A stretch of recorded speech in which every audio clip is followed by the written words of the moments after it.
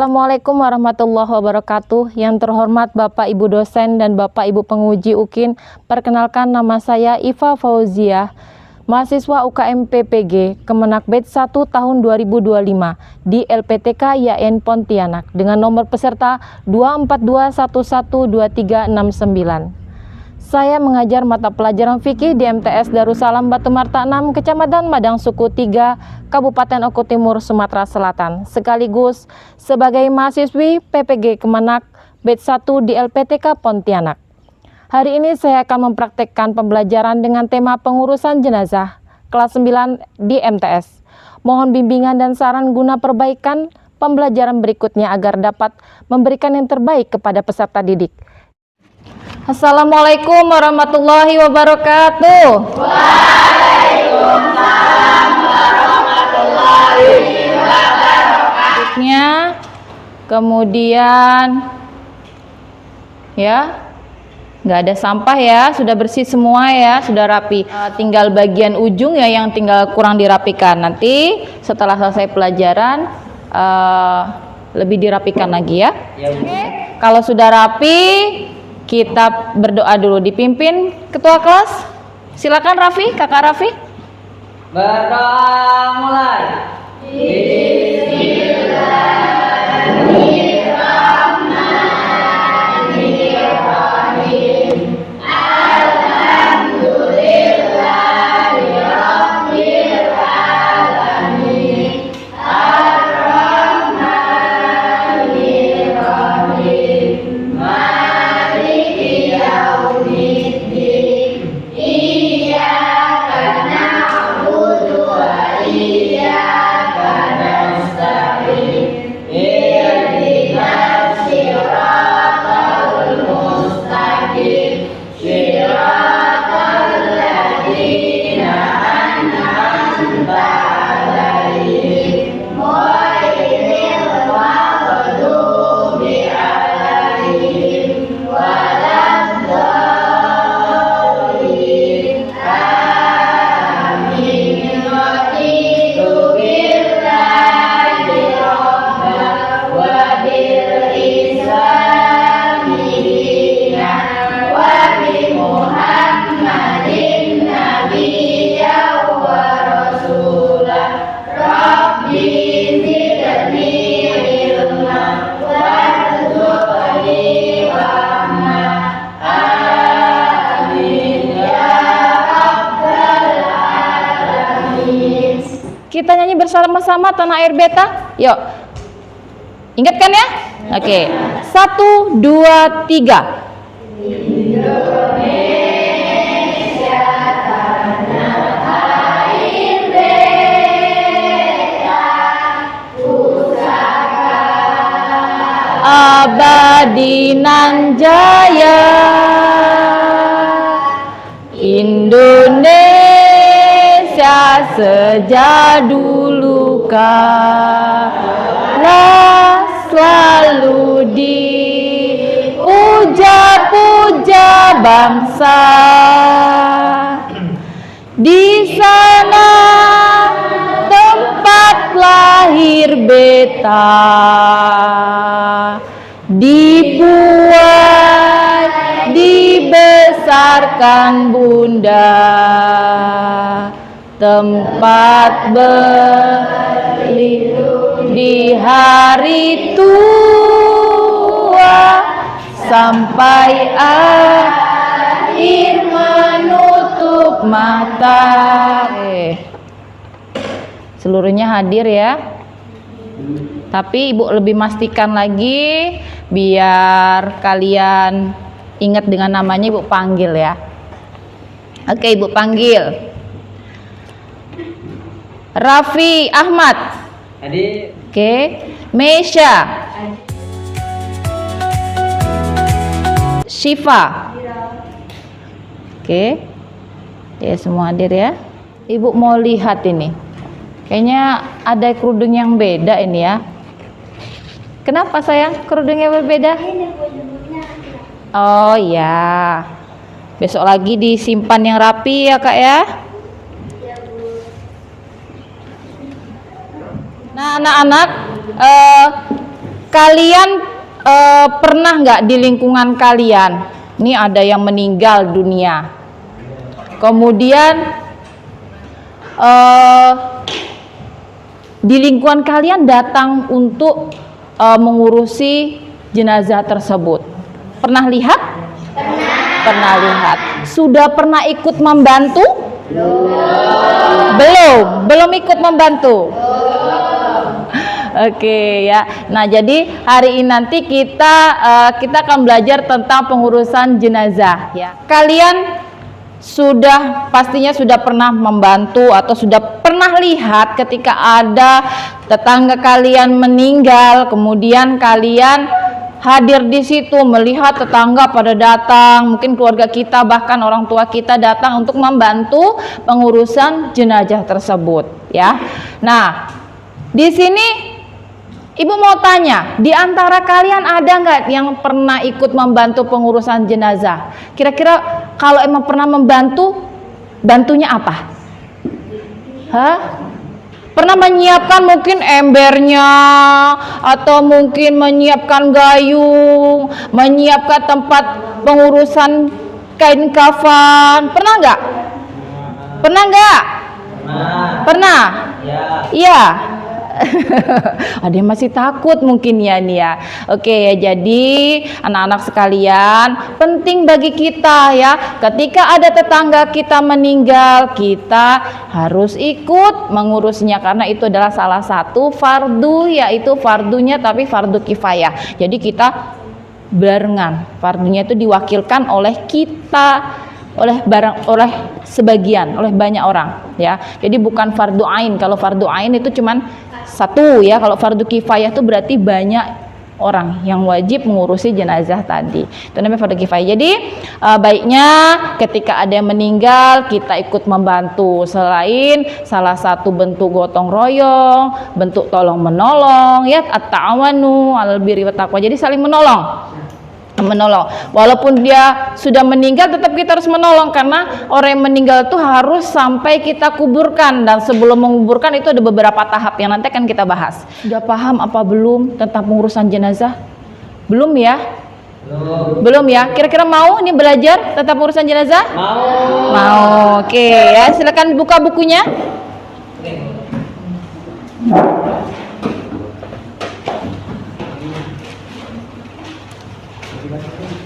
Ini materi kelas 9. Jadi di sini tujuan dari pengurusan jenazah ini adalah kita akan menjelaskan materi tentang pengertian hukum mengurus jenazah ya. Kemudian kita akan belajar tentang menyebutkan tata cara pengurusan jenazah. Kemudian juga kita akan mempraktekkan tata cara pengurusan jenazah. Kemudian di sini ada pengertian hukum mengurus jenazah. Pengurusan jenazah adalah proses menangani jenazah. Tahapan pengurusan jenazah. Nah, tadi ketika orang meninggal tadi, dari mulai dikuburkan, dari mulai wafat sampai dikuburkan, itu tadi menghadap ke kanannya itu menghadap ke kiblat. Nah, apa aja prosesnya? Ternyata dari 4 proses ini pun demikian, sama. Dari dia mau meninggal, kemudian meninggal, kemudian nanti setelah meninggal kita mandikan jenazah tersebut. Nah, ya kita mandikan. Kemudian kita kafani, menyolatkan jenazah. Nanti disolatkan. Nanti kita pelajari lagi, kita belajar lagi. Yang pasti jenazah itu manusia itu ada manusia itu laki-laki dan perempuan. Sama posisinya nanti kita pelajari bersama-sama bagaimana tahap. Nah, penjelasan singkatnya adalah memandikan adalah membersihkan tubuh jenazah. Kemudian ada yang kedua adalah mengkafani. Mengkafani itu apa? Membungkus dengan kain kafan. Adalah menyolatkan. Sholat khusus tanpa ruku dan sujud. Menguburkan, mengubur sesuai adab Islam, ya. Tata cara sholat jenazah. Nah, ini tata caranya. Ada yang pertama niat, ya. Nanti niatnya bagaimana nanti kita pelajari lagi. Kemudian yang kedua adalah takbir pertama. Jadi sudah niat, kemudian takbir Allahu Akbar. Kemudian apa? Habis takbir pertama? Al-Fatihah ya. Kemudian yang kedua, yang takbir kedua udah selesai Al-Fatihah, kemudian takbir lagi, membaca sholawat Nabi. Takbir yang ketiga adalah doa untuk jenazah.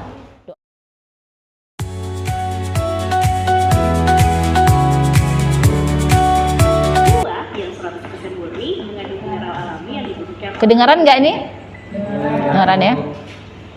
Assalamualaikum warahmatullahi Coba Ibu besarkan lagi. wabarakatuh. Halo teman-teman, kita ketemu lagi nih di pembahasan ini adalah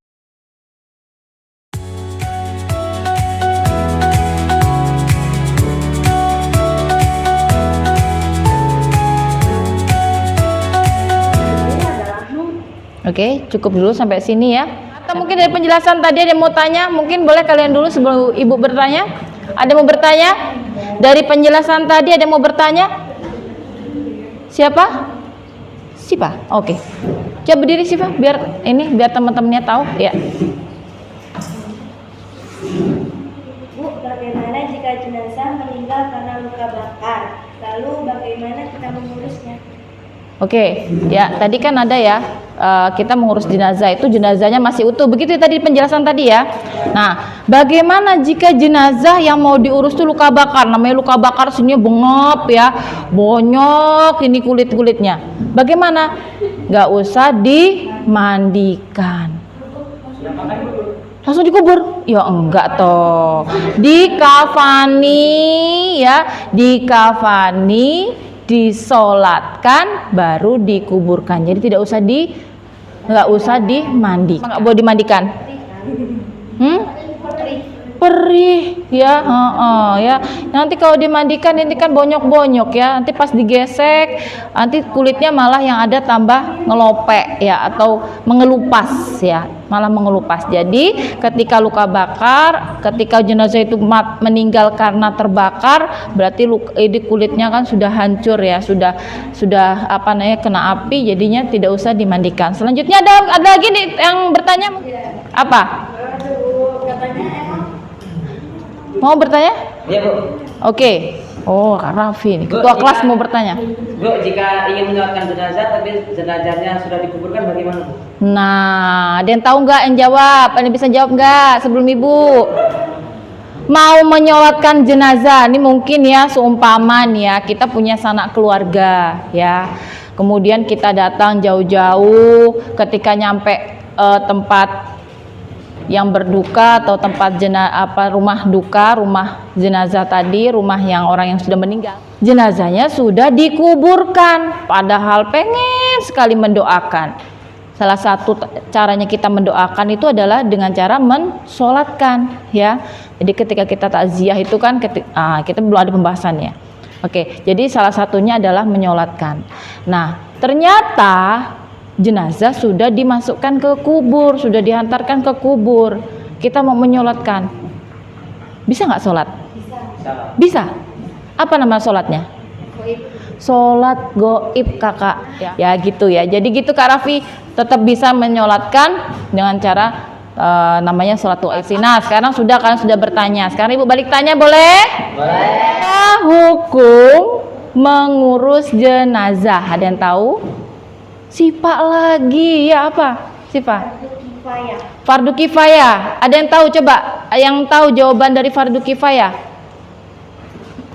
Fardu kifayah itu fardu yang wajib yang kolektif. Oke, kemudian sebutkan. Tadi kan ada beberapa tahap tuh ya, dari awal sampai akhir.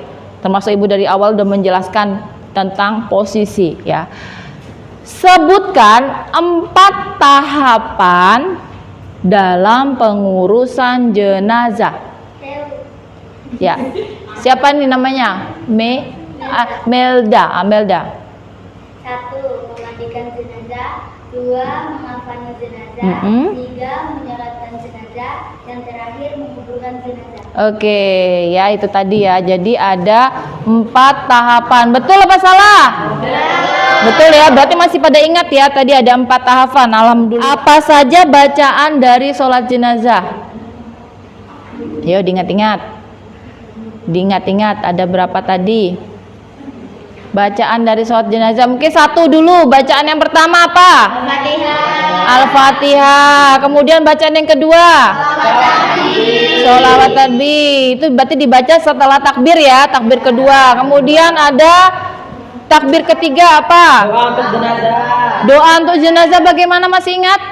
Masih. Apa coba sebutin? Allahumma firlahu warhamhu. Oke, betul. Kemudian setelah itu ada takbir lagi, yaitu takbir keempat. Apa bacaannya? Allahumma la tahrimna ajrahu wa la tahrimna ba'dahu waghfir lana wa lahu. Ya, takbir keempat tadi itu ya. Jadi ada tugas kelompok ini Bu ya. Tadi oke. Buka bukunya, buka buku materinya. Ibu bagi tugas. Tugas yang pertama tentang memandikan jenazah. Mandikan jenazah. Ini ya. Sini memandikan jenazah. Kemudian di sini nanti yang kelompok ini tentang mengkafani jenazah. Kemudian ini cowok-cowok ya, yang cowok-cowok menyolatkan jenazah. Oke, dilihat materinya menyolatkan jenazah. Kemudian di sini bagian menguburkan jenazah ya. Buka bukunya, dibaca baik-baik. Mungkin tadi materi yang tadi Ibu sudah jelaskan dan ada dari dari YouTube yang sudah kita lihat, dan juga materi yang PowerPoint Ibu sebutkan, mungkin ada berhubungan. Ingat-ingat lagi, dicocokkan dengan materinya. Silakan dirembuk, dibaca baik-baik. Pelaksanaan memandikan jenazah. Assalamualaikum warahmatullahi wabarakatuh. Waalaikumsalam warahmatullahi wabarakatuh. Melaksanakan memandikan jenazah. Jenazah dibersihkan dari najis. Yang kedua, bersihkan isi perut dengan tangan kiri yang telah dibalut sarung tangan. Yang ketiga, membersihkannya. Yang keempat, setelah semua najis dan kotoran bersih, mulailah membersihkan jenazah. Yang kelima, siramlah perlahan-lahan mulai dari kepala, lalu tubuh sebelah kanan sambil dibaringkan dan terus seterusnya sampai sebelah kiri. Jumlah basuhan disudahkan sebanyak 3 kali atau 5 kali. Yang ketujuh, jenazah atau satu jenazah dari atas. Perhatiin dulu temennya ya. Menggunakan baju yang halus. Yang kedelapan, untuk jenazah perempuan jika memungkinkan, rambutnya dikepang menjadi 3. Yang kesembilan, setelah selesai dimandikan dan dihanduki, sebelum diangkat ke tempat paparan, keluar dari kamar mandi pemandian, kenakanlah jenazah dengan kain basahan. Bagi jenazah laki-laki sebagai sarung, dan bagi jenazah perempuan sebagai taping yang menutup badannya. Oke, sudah. Yang Ya. ke-10, wajib berwudu bagi yang memandikan, dan dianjurkan mandi wajib setelah selesai memandikan jenazah. Oke, sudah ya, paham. Terima kasih. Sudah, terima kasih. Salam dulu. Wassalamualaikum warahmatullahi wabarakatuh. Kedua. Assalamualaikum warahmatullahi wabarakatuh. Waalaikumsalam warahmatullahi wabarakatuh. Ini kami akan menjelaskan tentang mengkafani jenazah. Mengkafani jenazah ialah membungkus jenazah dengan kain kafan. Adapun sunahnya bagi laki-laki menggunakan 3 kain kafan dan perempuan 5 kain kafan. Dan kafan yang diutamakan yaitu berwarna putih. Boleh menggunakan jika tidak ada boleh menggunakan warna apapun. Dan juga diberi kapur barus atau harum-haruman. Oke, sudah? Sudah. Nah, silakan pamit. Sekian dari kami. Wassalamualaikum warahmatullahi wabarakatuh. Waalaikumsalam warahmatullahi wabarakatuh. Assalamualaikum warahmatullahi wabarakatuh. Waalaikumsalam warahmatullahi wabarakatuh. Wabarakatuh. Di sini saya akan menjelaskan rukun sholat. Yang pertama niat, yang kedua berdiri jika mampu. Hendaknya orang yang akan menyalatkan jenazah berdiri menghadap jenazah. Apabila jenazah laki-laki, hendaknya imam berdiri di arah kepalanya. Apabila jenazah perempuan, hendaknya imam berdiri di arah pinggang. Sementara itu para makmum berdiri di belakang imam. 3. Membaca takbir 4 kali dengan takbiratul ihram. Membaca surat Al-Fatihah sudah takbiratul ihram. Membaca sholawat Nabi Sallallahu Alaihi Wasallam. Contohnya Allahumma sholli ala sayyidina Muhammad.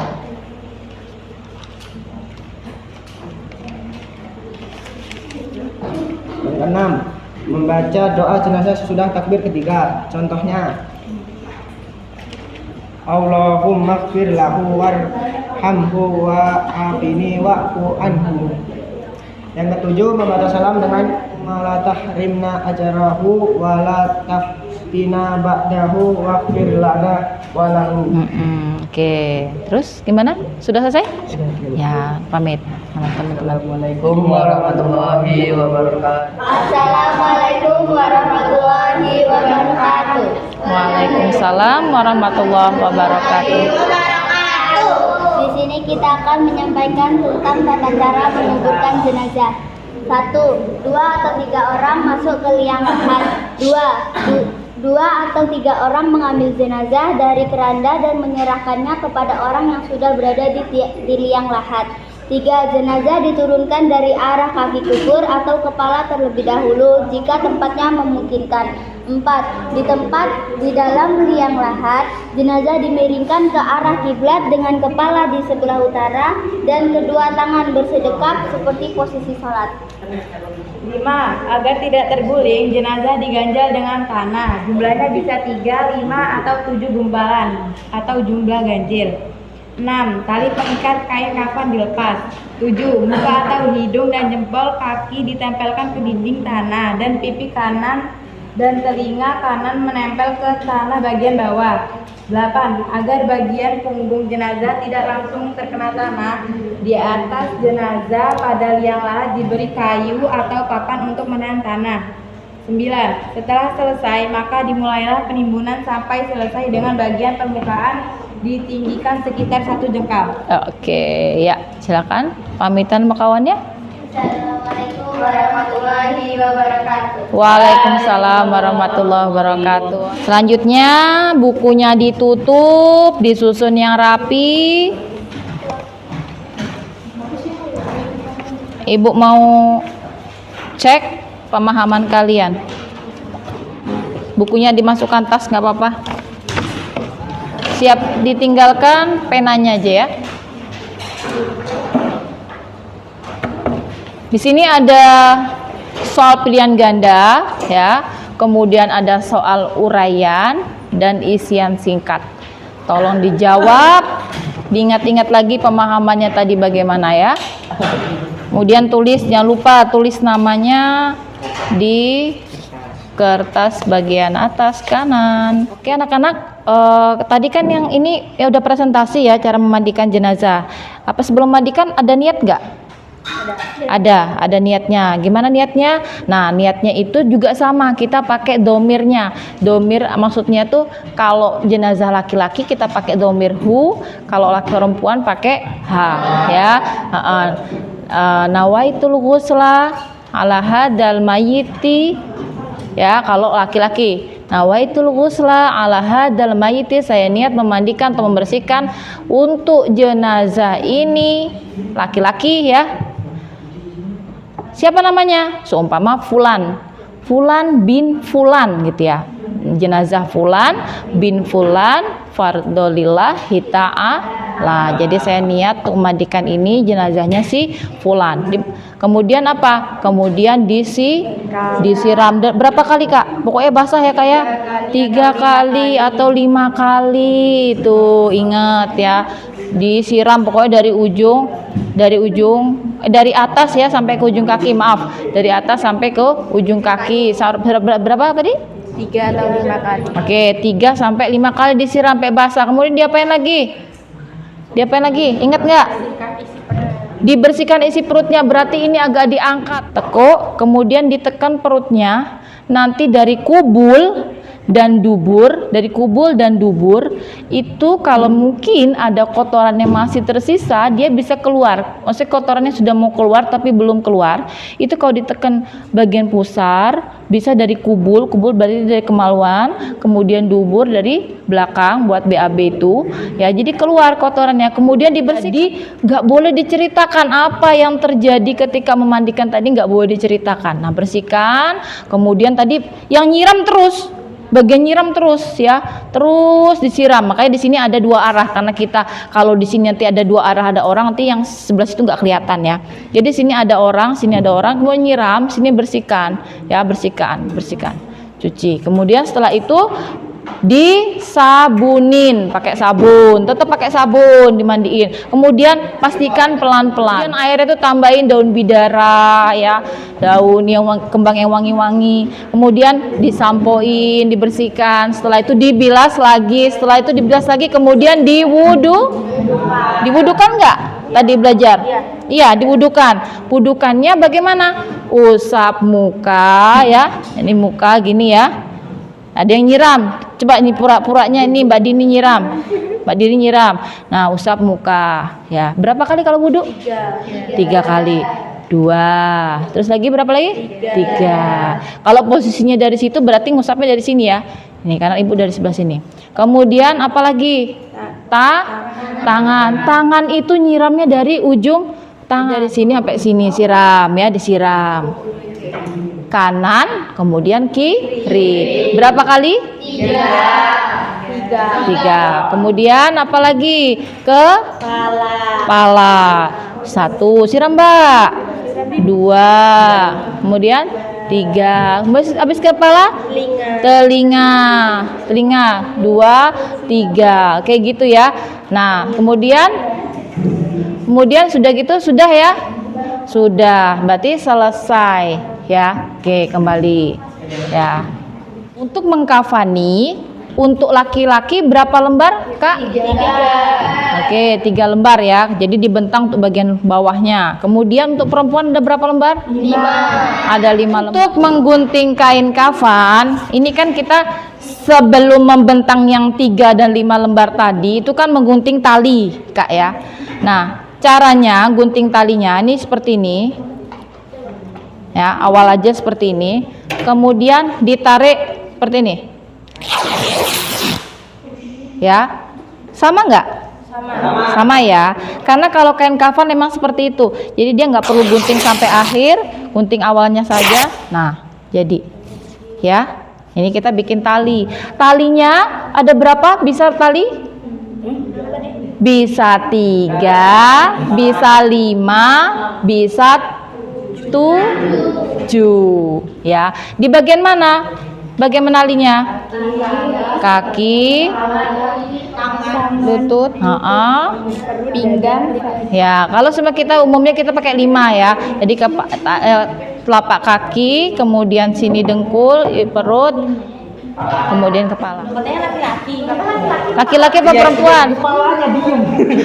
Kepalanya di sini. Iya. Oke. Nah, nanti kalau sebaiknya kalau sholat ini ada 3 saf ke belakang, tapi ini cukupin aja. Oke, cukup. Oke, perhatikan ya. Bismillahirrahmanirrahim. Usolli ala hadal mayyiti fulan bin fulan fardhu kifayati lillahi ta'ala. Allahu akbar. Alhamdulillahi rabbil alamin arrahmanir rahim maliki yaumiddin iyyaka na'budu wa iyyaka nasta'in ihdinas siratal mustaqim siratal ladzina an'amta 'alaihim ghairil maghdubi 'alaihim waladdallin. Takbir kedua, Allahu akbar. Allahumma sholli ala sayyidina Muhammad. Takbir lagi, Allahu akbar. Allahumma ighfir lahu warhamhu wa'afihi wa'fu anhu. Allahu akbar. Allahumma la tahrimna ajrahu wa la taftinna ba'dahu waghfir lana wa lahu. Allah. Assalamualaikum warahmatullahi wabarakatuh. Assalamualaikum warahmatullahi Ya, tadi kalian sudah belajar, sudah dibaca, sudah dipelajari, sudah dipraktekkan, walaupun tadi baru sedikit kita praktekkan, tapi Ibu berharap kalian bisa memahaminya dengan baik ya. Kemudian nanti ketika kalian di lingkungan kalian, di keluarga kalian, ada mungkin keluarganya meninggal, lingkungan tetangga mungkin ada yang meninggal, tolong dibantu karena ini sebagai salah satu fardu kifayah. Jadi kalau kita takziah, kemudian kita menyolatkan hingga menguburkan, itu kita mendapat pahalanya banyak sekali ya, seperti mendapatkan pahala sebesar gunung ya kalau sampai menyolatkan, sampai menguburkan ya. Makanya fardu kifayah kita adalah demikian, yang 4 tahapan tadi itu fardu kifayah. Jadi kalau namanya fardu kifayah berarti dapat pahalanya banyak apa dikit? Banyak ya, makanya tadi pahalanya setinggi gunung ya. Oke, demikian pesan Ibu. Mudah-mudahan, harapan Ibu, mudah-mudahan apa yang kita pelajari hari ini mendapatkan keberkahan dari Allah Subhanahu wa taala. Amin ya rabbal alamin. Dan hayabina naqulu hamdalah. Alhamdulillahirabbil alamin. Dan sebelum kita pulang, kita berdoa dulu dipimpin oleh ketua kelas. Berdoa mulai.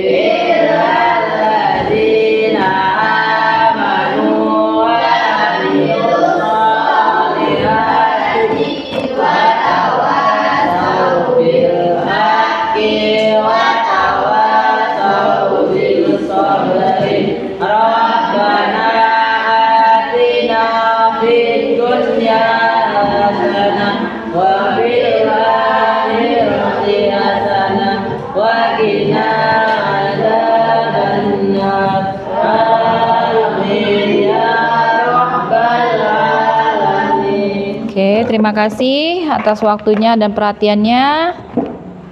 Akhirul kalam. Wassalamualaikum warahmatullahi wabarakatuh.